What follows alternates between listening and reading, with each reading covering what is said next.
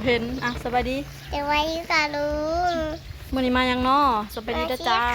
มาชี้เข่าอีกแล้วสีขาวไม่ตื่นเลย ชี้เข่าเพิ่นเป็นโอ้ยสีเสียค่ะลุงเด้อมื้อนี้ก็อันนั้นพี่น้องเป็นมื้อสำคัญของประชาชนลาวเฮาเนาะมื้อนี้เป็นมื้ออันเลือกตั้งพี่น้องเลือกตั้งผู้แทนผู้นำประเทศจ้ามื้อนี้เฮาก็ไปใส่สิทธิ์แม่ยังอยู่ไสบ้านเฮาก็แม่นแล้วเบิดแล้วบ่แล้วเลยฉันเลือกชัดเลยเลือกตั้งพี่น้องเฮาก็ไปใส่สิทธิ์เลือกตั้งแล้วแถวนี้บ่ได้ถ่ายบรรยากาศให้เบิ่งซับจ้ะแล้วกลับมาเรียกเจ้าเสียงบ่ มาสีขาวสีน้ำคือเก่าคือเดิมแดดร้อนแต่เช้าขนาดเลยเหมือนน้ำนาดุมน้ำลายนี่ชมทำนายังลูกเขาชมทำนาแม่มันแดด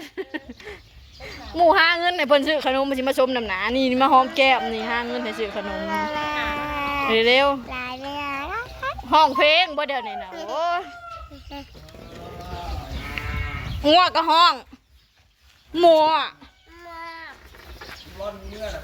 เมื่อแล้วลุงร้อนเมื่อแล้วเมืองวิดาแล้วพาลูกเมื่อป้าเจ้าสาวพาป้าน้อยเมื่อหาอัน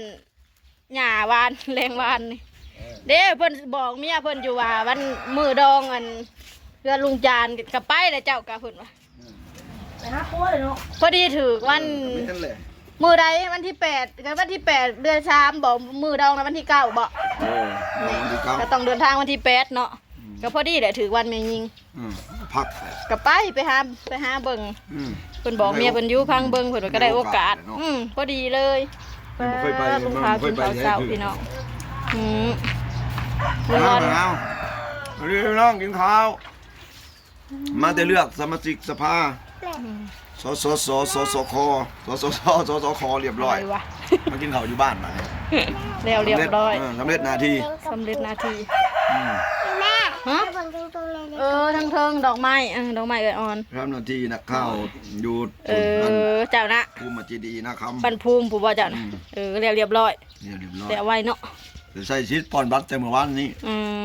พนักงานพร้อมหน้าบ้านมีแต่พวกอันประชาชนในบ้านบ่ปอนมื้อนี้นะกินข้าวพี่น้องป่นอะไรป่นปลา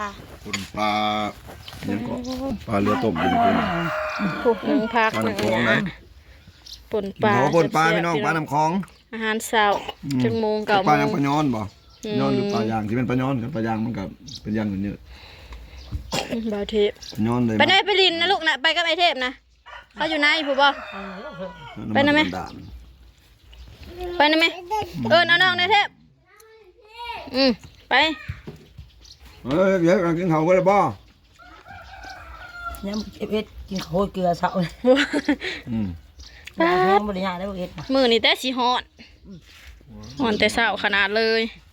สีเขา3 สอบ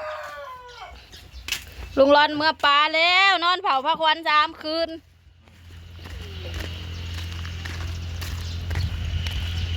เมื่อเหตุเวียกเหตุงานหาเงินชีวิตต้องเดินด้วยเงินเอาก็หาเงินคือกันฮ้อนเอาขนาดเลยพ่อไป